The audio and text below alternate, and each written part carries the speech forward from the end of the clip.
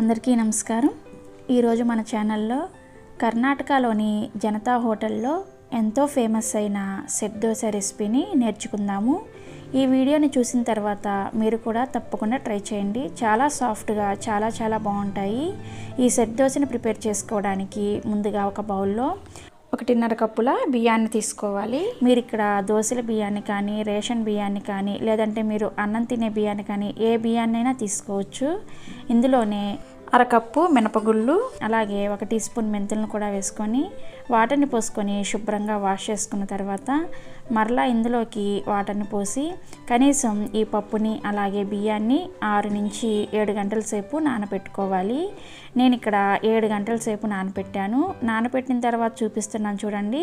మనకి బియ్యం అలాగే పప్పు చక్కగా నానిపోయాయి కదా। ఇప్పుడు వీటిని ఒక పక్కన పెట్టుకొని మరొక బౌల్ తీసుకొని అందులోకి 1 కప్పు లావుగా ఉన్న అటుకులను వేసుకోవాలి। మీరు ఏ కప్పుతో అయితే బియ్యాన్ని అలాగే మినపప్పుని తీసుకున్నారో అదే కప్పుతో అటుకుల్ని తీసుకోవాలి। అటుకుల్ని కూడా 2-3 సార్లు శుభ్రంగా వాష్ చేసుకొని మరలా వాటర్ని పోసుకొని నానబెట్టుకోండి। ఒక 10 నిమిషాల పాటు నానబెట్టుకుంటే సరిపోతుంది। అటుకుల్ని మీరు మరీ ఎక్కువగా నానబెట్టుకోకూడదు, 10 నిమిషాలు అయితే కరెక్ట్గా సరిపోతుంది।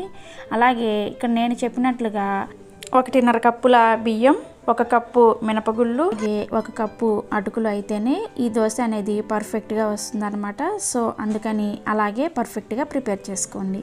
10 నిమిషాల తర్వాత మనకి అటుకులు చక్కగా నానిపోయాయి। ఇప్పుడు వీటిని మిక్సీ జార్లో కానీ లేదంటే గ్రైండర్లో కానీ వేసుకొని గ్రైండ్ చేసుకోవాలి। గ్రైండ్ చేసుకునేటప్పుడు వాటర్ని మరీ ఎక్కువగా వేసుకోకుండా చూసుకొని కొద్దిగా వేసుకుంటూ బాగా మెత్తగా గ్రైండ్ చేసుకోవాలి। మీరు ఎక్కువగా వాటర్ని వేసేసారంటే పిండి అనేది లూజ్ అయిపోతుంది, అందుకని జాగ్రత్తగా చూసుకొని గ్రైండ్ చేసుకోవాలి।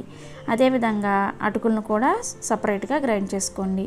నార్మల్గా అయితే మనం రెగ్యులర్గా దోశ పిండిని ప్రిపేర్ చేసుకునేటప్పుడు అటుకుల్ని అందులోనే మిక్స్ చేసి గ్రైండ్ చేసుకుంటాం కదా, కానీ ఈ సెట్ దోశకి ఈ విధంగా సపరేట్గా గ్రైండ్ చేసుకుంటేనే మనకి ఒరిజినల్ సెట్ దోశ అనేది ప్రిపేర్ అవుతుంది అన్నమాట। అటుకులను కూడా ఇలా మెత్తగా గ్రైండ్ చేసుకొని ఇందులోకి వేసుకున్న తర్వాత ఇందులోనే రుచికి సరిపడా ఉప్పును కూడా వేసుకొని ఇప్పుడు ఈ అటుకుల మిశ్రమం అలాగే ఈ బియ్యం పిండి మిశ్రమం కూడా చక్కగా కలిసేటట్లుగా చేతితో కలుపుకోవాలి। గరిటతో కంటే కూడా చేతితో కలుపుకుంటేనే మనకి పిండి అనేది బాగా మిక్స్ అవుతుంది అన్నమాట। ఇక్కడ నేను మొత్తం అంతా కూడా చక్కగా కలిపేసిన తర్వాత చూపిస్తున్నాను చూసారా। కన్సిస్టెన్సీ అనేది ఈ విధంగా ఉండాలి।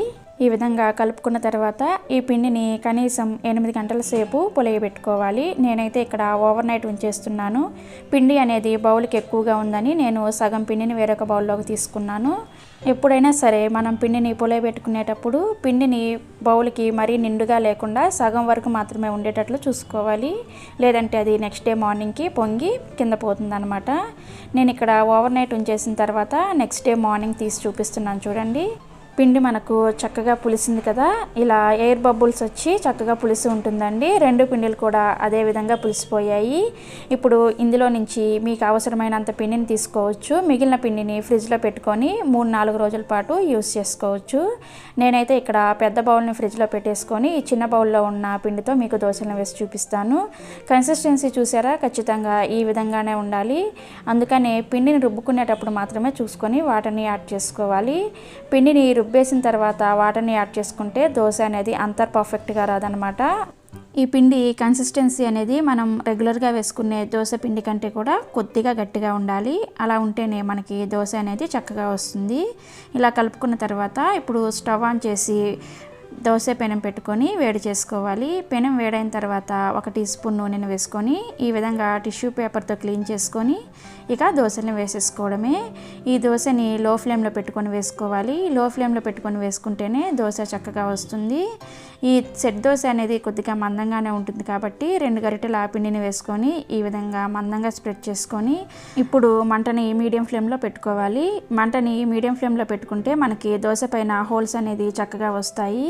పైనుంచి 1 టీ స్పూన్ ఆయిల్ని కూడా వేసుకొని మూత పెట్టేసి దీనిని కనీసం 3 నిమిషాల పాటు కుక్ చేసుకోవాలి। మంటని మీడియం ఫ్లేమ్లోనే ఉంచుకోండి. 3 నిమిషాల తర్వాత మనకి దోశ పైన పచ్చిదనం అంతా పోయిన తర్వాత మరొక వైపుకు కూడా తిప్పుకొని దోశని చక్కగా కాల్చుకోవాలి. 2 వైపులు కూడా చక్కగా కాలిన తర్వాత దోశను చూపిస్తున్నాను చూడండి ఎంత పర్ఫెక్ట్గా వచ్చిందో. చాలా మెత్తగా దూదుల్లాగా చాలా టేస్టీగా ఉంటాయి. తప్పకుండా మీరు కూడా ఈ సెట్ దోశ రెసిపీని ట్రై చేయండి, చాలా ఎంజాయ్ చేస్తారు. ఈ రెసిపీ మీకు నచ్చినట్లయితే మీ ఫ్రెండ్స్తో అలాగే రిలేటివ్స్తో కూడా షేర్ చేయండి. అలాగే మరిన్ని కొత్త ఇంట్రెస్టింగ్ రెసిపీస్ కోసం మన ఛానల్ని సబ్స్క్రైబ్ చేసుకోకపోతే ఇప్పుడే సబ్స్క్రైబ్ చేసుకొని నోటిఫికేషన్ కోసం పక్కనే వచ్చిన గంట సింబల్ని కూడా ప్రెస్ చేయండి. అలాగే ఈ సెట్ దోశ రెసిపీని ట్రై చేసిన తర్వాత మీ ఫీడ్బ్యాక్ని నాతో కామెంట్స్లో షేర్ చేసుకోవడం అస్సలు మర్చిపోకండి. మన ఛానల్లో అలాగే చాలా రకాల దోశ వెరైటీస్ ఉన్నాయి. అవి చూడకపోతే ఆ లింక్ని డిస్క్రిప్షన్లో ఇస్తాను, ఒకసారి చెక్ చేయండి. అలాగే ఈ వీడియోని చూసినందుకు ధన్యవాదాలు. Thanks for watching.